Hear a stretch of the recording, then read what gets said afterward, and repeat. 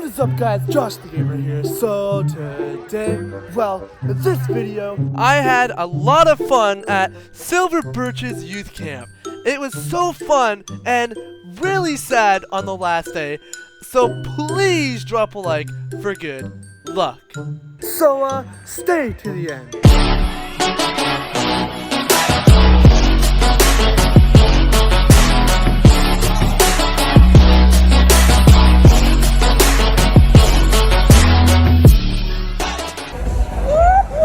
What's up, Josh's YouTube? What's up, my fans? Tuning in to Josh's YouTube. Subscribe to Josh over here. He needs those subs. Oh yeah. Oh yeah. From Subway. Subway? Oh yeah. Oh yeah. Oh yeah.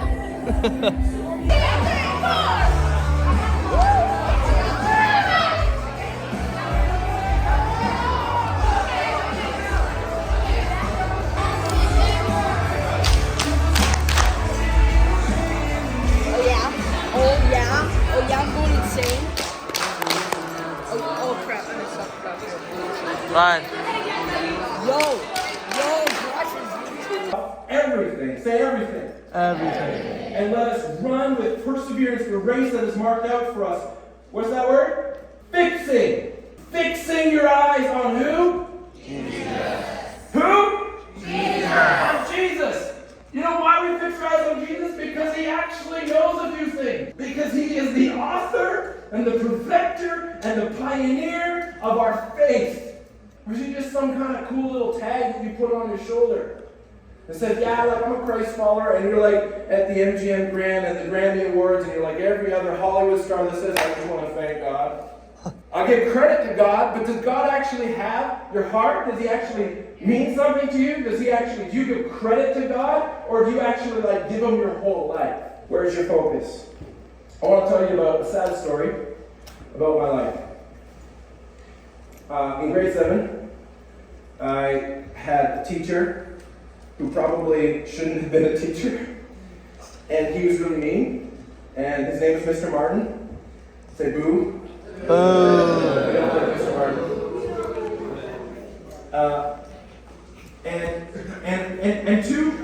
Okay, I was not a great student, okay, but that's because like I was hyped up on sugar and sent to school, so like I wouldn't be a good student for anybody.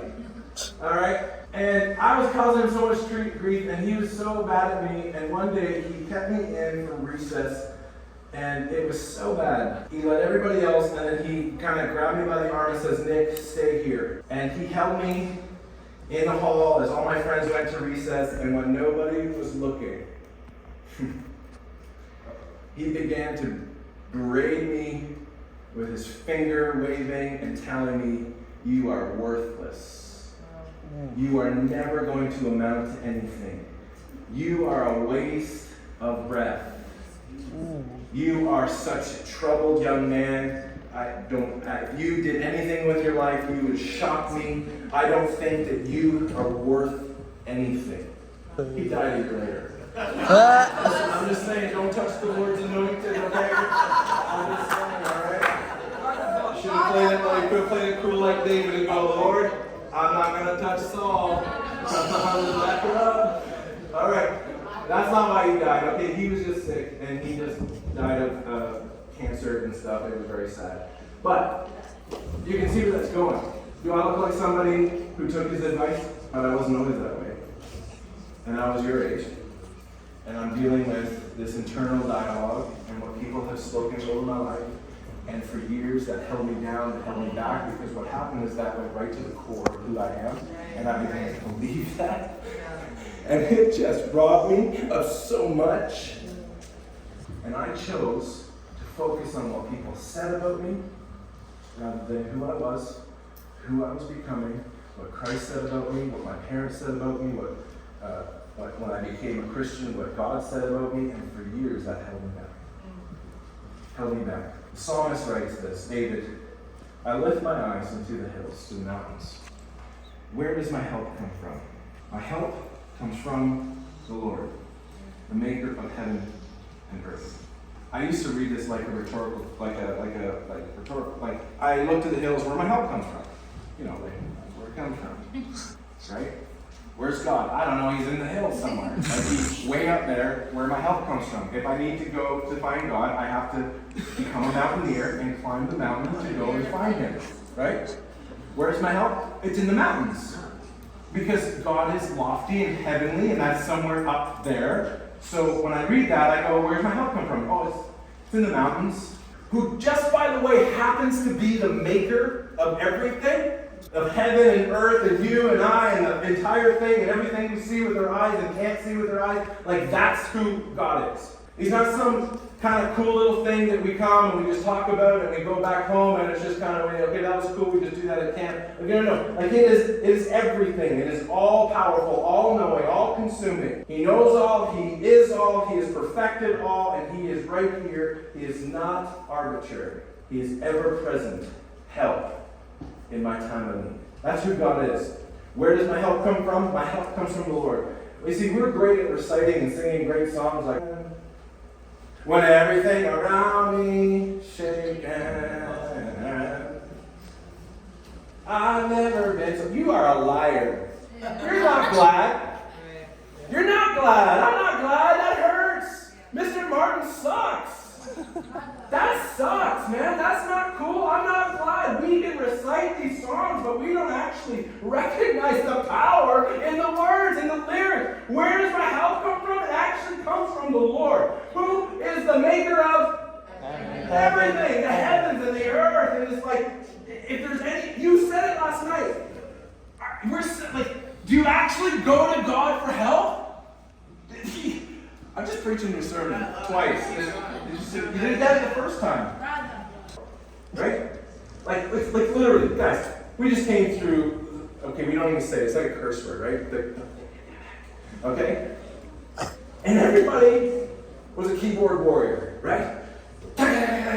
Boom! That's what I believe. That's what I think. Because in 30 seconds, you can type something on your phone, you hit click, and you've got 2,000 different responses and views. You see, they're infiltrated with so much data, so much information, and we're looking to Google and self-help and doctors and friends and parents for help, and all along, we're sitting there, and God is saying, listen, I'm here. Do you know I'm here? I'm here. Are you listening? I'm right here. I'm the maker of all this stuff that you seem to be so confused on, and you're looking at every other person's opinion except mine. I find that some of the biggest mistakes that I've ever made in my life is not making time for God and not opening the door when He's knocking. But some of the wisest decisions that I've ever learned, and it takes a long time to learn them, is actually to be committed to answering the door. It's not always convenient. Let me tell you something. As being in a senior pastor role, it's never convenient. And people come and they knock on your door and they're like, Pastor, I have a problem. I'm like, that's nice. Okay, I don't actually say that's nice. But it's not convenient. But they're knocking on the door. And some of the wisest decisions I've ever made is actually to answer the door. In the middle of the night, I'm the youth pastor at my former church, and I had a neighbor come, and she was so distraught because her husband was so ill, and she came knocking in the middle of the night. I thought it was a burglar. I came down, and I'm dressed in my pajamas, and I'm going there, and Meredith is at the door, and I'm like, hi, what's wrong? And she just begins to bawl and weeping. And I'm not even her pastor. I'm just a pastor at the church. I'm just the youth pastor. I'm just the youth pastor. It's just the youth ministry. I'll get to that in a minute. And we call ourselves followers of Jesus, right? Isn't that funny? Pastors, how we say we're followers of Jesus, but we follow everybody else. And we're so caught up with how many followers we have on social media. We should be so enamored by the one who we follow. But we're so caught up by how many people we follow or follow us. We're called to follow. And this is exactly why Moses says, he says, God, if you are not with me, do not send us from here. If your presence is not going there, don't go. We will not go if you don't go, because we're following you. God, if you're over here, listen, if this is your life, and God is, and I'm here, listen, and God is here, and I'm saying, God, I'm going to go over here. I am moving out of the presence of God. Because God didn't say that. And Moses is saying, God, do not send us away from your presence. God, if your presence does not go with us, you know where you'll find me? Right here. Right beside you. Right where you are. I will not leave your presence, because your presence is all I need. I don't need to go chase after this thing. I don't need to run away. God, I need your presence. Essentially, when we do this, we're actually being distant. We heard these words, I feel far from God. I just don't know what happened. I don't feel like God's listening to my prayers. And yeah, I feel that way. And you ever heard the saying, like if you don't feel like close to God, guess who moved? You ever heard that cheeky little saying, right? Guess who moved? Yeah. From where you are. I've moved my focus. It doesn't matter. I heard a preacher one time, it was actually Colwell, said this. He says, if the devil can't destroy you, he'll distract you. See, the devil knows you've been bought by such a high price that you were saved, you're God's chosen son and daughter, and you're in his family, and you're protected. And he can't destroy you. He'll just spend $3 billion to get your attention. He'll just make sure that your phone dings just ever so many times, just to keep you.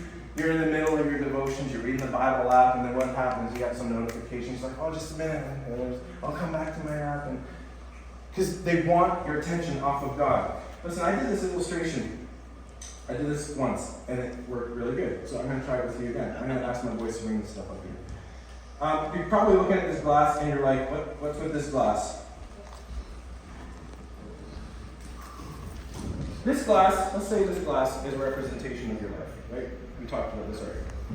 And in life, we go through all of these different struggles. Come to the splash zone. Oh no. It's like Marine land over here. Yeah.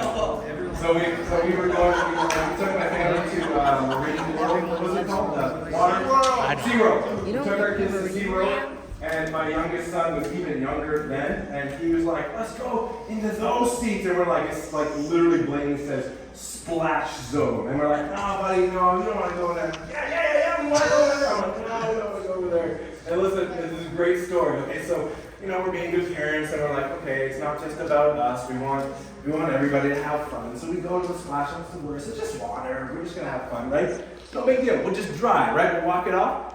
So we sit in the splash zone, and Shamu the whale comes up and does the thing, whoosh, boom, right? And then all the waves come up and literally splashes. Well, this little kid, man, I could have slaughtered him. He gets down, tucks underneath the seat. We get laced with water. He gets up and he's like, yes, that was awesome! And he's completely dry. I'm like, oh! So we were dressed, and he is totally dry, just a couple little splashes. And I was like, oh man. So you're in the splash zone.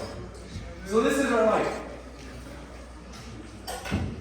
And over time, we have things that happen to us.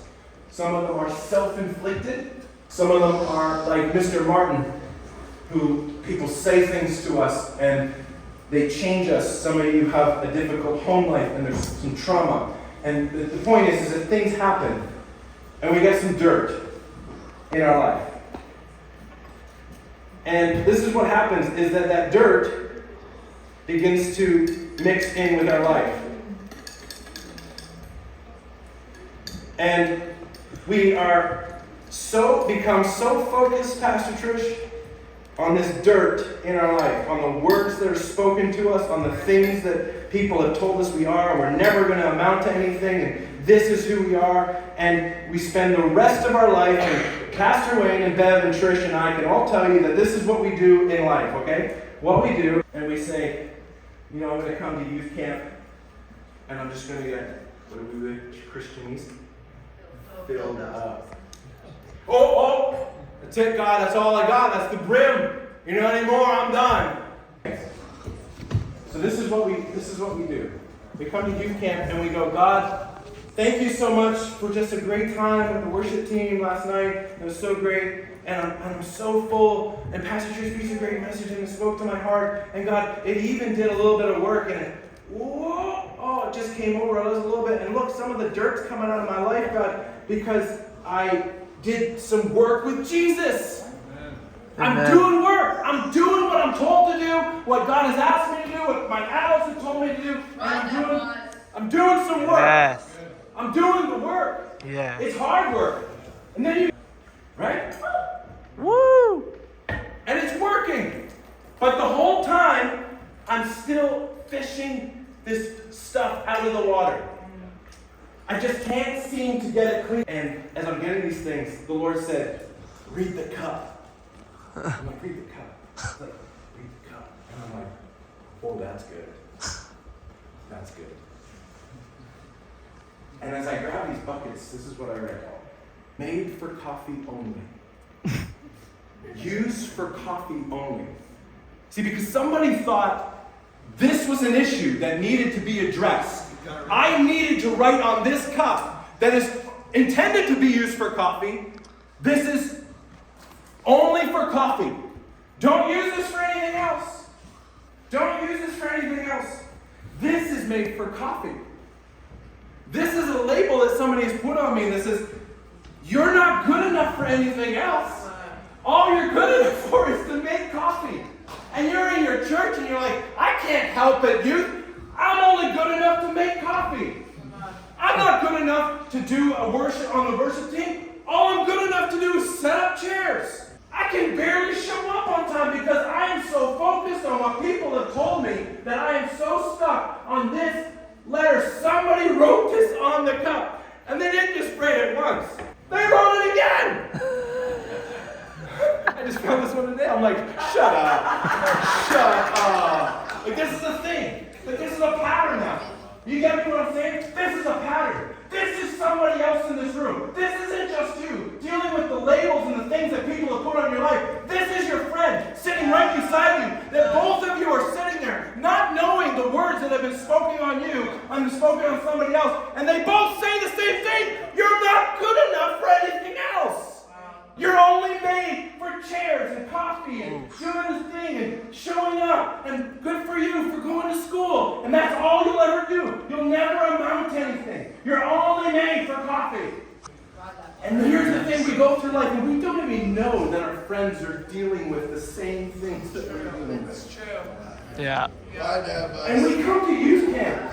And this is what's so powerful, is that we have all of these things. Well, this is only made for milk. And this is only made for water because it's clear and people need to see that it's water. And this is made for tang. And this is made for that really crappy peach juice. You know what I'm talking about, right? You know that lady that doesn't stir it all the way and then like, you get to the bottom and you're like, whoa! Woo! I got the bottom. Some of you got that this week. The juice jug up there, you're like, woo! That's the bottom. That these are made for one thing, and my wife bought these, and these are only for fancy occasions. You don't dare use those for something else. And this is the beautiful thing about God, is you see, you think that you were made for one thing and one thing only. And Jesus actually came in the first stories that we hear about him as he's walking the beach. He's going, hey, I will make you a fisher of men. And they're going, what? We're already fishermen. No. Let me say it loud. I will make you. I will make you what you don't know you need to be. You think you're just a fisherman. You think you're just made for coffee. You think you're just made for this one thing. But if you will come into my presence and you come close to me, you will see that you are made for so much more. And I'm so sick and tired of you pastors preaching that you're made for so much more and listening to the rhetoric and it's just singing really great songs. But then somebody comes to youth camp who originally thought they were made for coffee. And they discover that they're not made for coffee anymore. And here's the beautiful thing. We come to youth camp and we go, God, I'm coming to youth camp and I'm getting filled up. And this one goes, oh, there's the line. Don't fill above this line. And she says, fill to line. Isn't that funny? Isn't that what we put on our lives? God, fill to this line. Are you getting this? Is freaking awesome. Fill to this line. Oh, well, you went over the top. Now I gotta get some out. Now I got some out. Now I'm back to the level that I'm comfortable with. I can't handle it, Lord. I am preaching your life. You know why? Because I'm preaching my own. And somebody said to me one time that you were only made for this, and then finally I went to a youth retreat that was like this, like camp, and I realized that I was actually made for much more than coffee. And God didn't just do something in my life, He actually filled me up.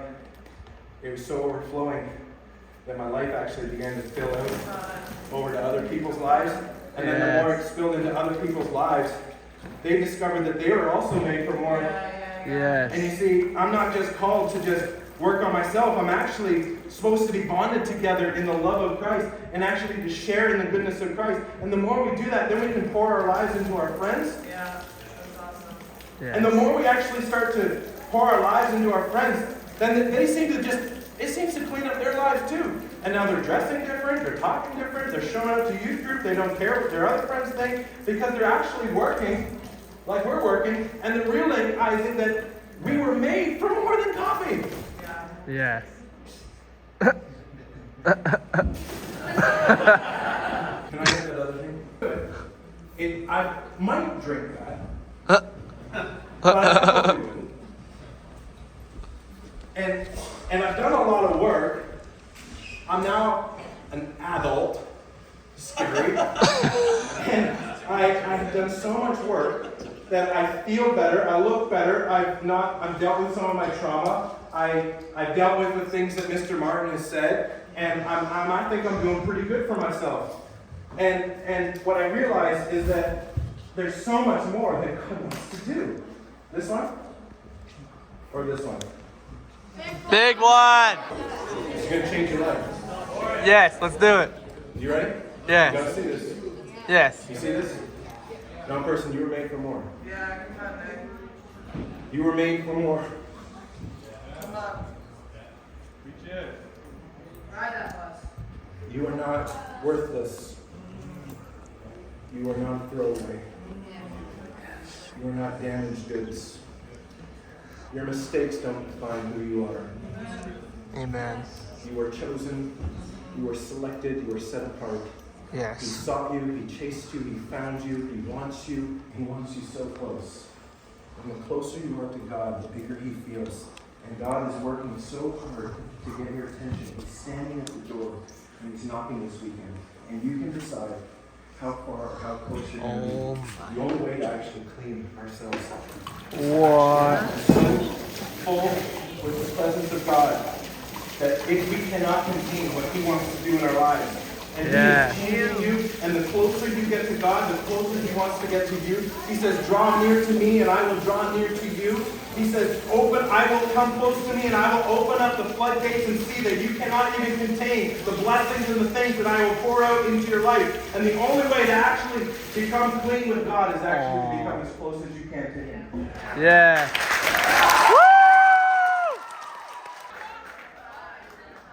Yeah. Yeah.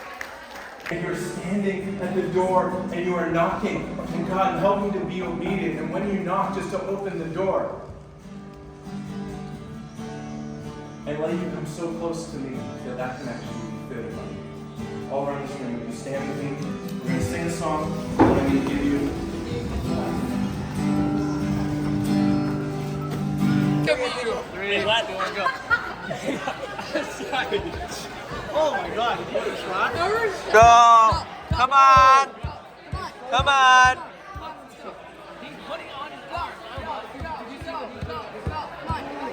Dude, you got this. You got this. Come on. Come on! Yeah. Okay, let me do you.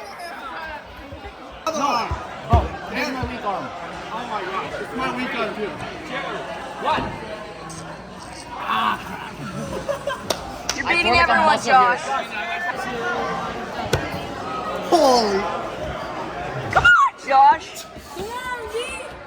With the Korean Power Rangers so hungry. Yeah! Let's go! I should 3, 2, 1. Come on. Nobody believe Come on, Josh. Come on, buddy. You got this. Come on. How your foot? Yeah! Josh, here's your supper. Eat well, Josh. Eat well, Josh. Oh, yeah. Wow. I like my drink. I'm allergic to delicious. Look at us slackers. You have to eat oysters. Oh my gosh. Okay, we're not gonna lose. We're not gonna lose. Oh my God. No, we're not. We're not. Farmer boy. I'm not a farmer. Ryan. Yo. I can't believe we're on the same team. I'm very happy about that, right? No. Yeah. First challenge, tug of war. Tug of war. I'm gonna flip, bro. Oh no. Oh, he's kicked for a reason. We're jacked. Our team is really stacked. And that is a fact. And when we're rolling down, all the team's back, and we don't deal with slack. Oh my gosh. The bar has been set. Purple jackets, that's what I'm talking about. Oh God, again. Three, two, one. Great blue sharks, we're swimming for the win.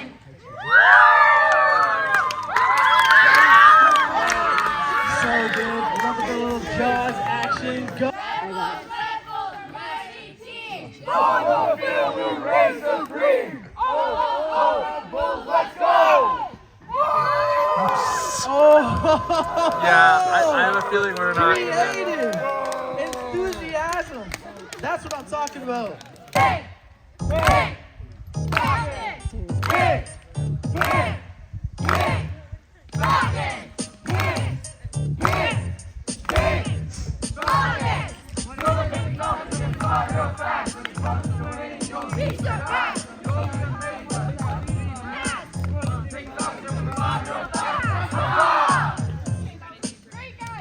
All right, big Falcons.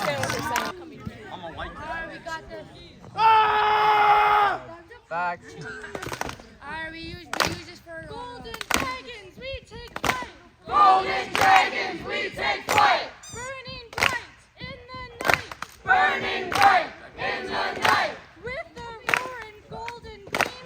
With the roaring golden gleam. We're the best, the top team. We're the best, the top team.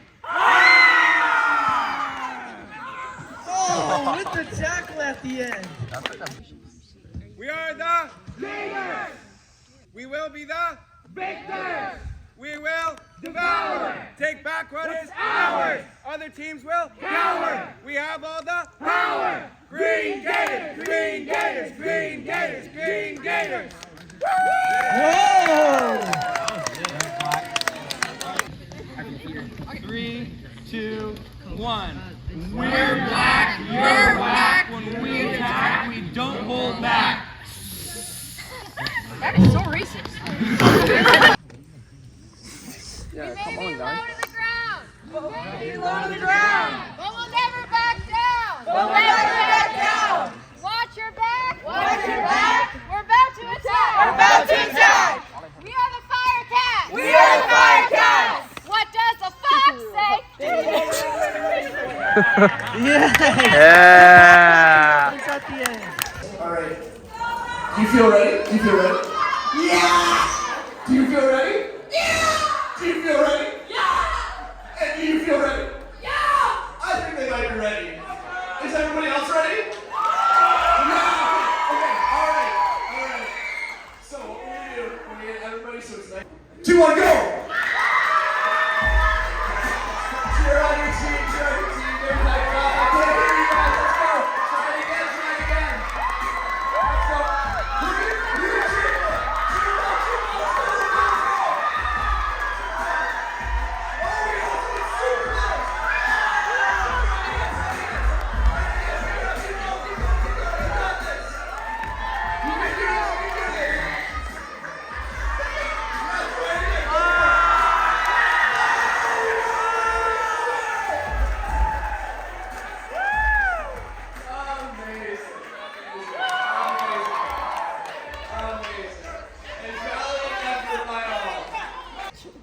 Okay, his victory speech is he's really great to be here and he's really thankful that we had this opportunity and he's really enjoying this city. But do we have some I can't have milk. I can't help you with that. Alright. Here's your prize. promise this is going to be hopefully really good for you. Has anybody here ever seen an elephant? Like in real life, not like I Googled an elefante and saw, or I watched a Winnie the Pooh movie where they talked about elephants and woozles. Like, not that, but you've seen a real life elephant. Okay, that's a good amount. When my daughter was really little, we went to this zoo near our house, and she actually, it's like, okay, my personality, I'm literally like, this is a cash grab, this is like not worth spending the money, but my wife is all about memories. And so she's like, this will be a great memory for our Melody. So we paid money for her to ride an elephant. Oh my. Has anybody ever done that? You're all suckers like me, got it. Okay, or your parents are. Because you're like, I'm paying $5 for her to ride an elephant for 37.2 seconds. Doesn't seem worth it. But an interesting thing about elephants, and this is called the elephant rope theory. If you have a dog and they go for, they see a squirrel or something, and you have them tied up, they'll like run and then like choke themselves because they forget where the end of the line is. Elephants are not like that. They learn really quickly, okay, I can't break this rope, so I'm going to go to the end of the rope and I'm not going to go any further. What's interesting about this, the elephant rope theory, this morning we're going to talk about focusing on your mind. And the reason we're going to talk about the focus of your mind is because I think we can be like elephants sometimes. Where it's like we've thought, or we've learned, or we've heard that I can't break from this rope. Pastor Trish did a great job talking about chains last night. Okay, so for me, I love cats. I don't know if you caught that. But I love cats. So when I see a cat, I have positive feelings. I think, oh, it's so great. I love cats. Oh, I want to pet that cat. I want to hold that cat. I want to feed it treats. Like all of those things. For some of you, you're like, I had a bad experience with a cat. And so, like, I talked to a friend of mine, and he literally was like, I'm going to get the details wrong, but whether it was his dad or cousin or somebody had a farm and they had like a barn cat, and the barn cat was like super hostile. Like if they went in the barn and the cat didn't like it, the cat would like chase them and like bite them and claw at them. And he's like, I hate cats. And I'm like, that makes sense. You have feelings based on past experience or things that have happened to you, right? We all experience both positive and negative feelings. That happens to all of us, so it's not exclusive. Obviously, we're just talking about cats right now, but the challenge is that when it comes to life, no matter what you think you're right. Think about that for a second. Whether you like cats or you don't like cats, you think you're right. You believe your thoughts. It's a natural tendency that we all have. I think something, and we all use like, the fancy word would be deductive reasoning. We would plan it out and be like, I believe this because, right? Make sense? Okay? You all kind of give me a stare here, but that's okay. It's good. It's good. The thing is, while it's not important about cats, it's incredibly important when it comes to your thoughts about you, your thoughts about your life, your thoughts about God, your thoughts about your experiences, all of the things that have your thoughts about your friends or your relationships. The challenge is no matter what you think you are right.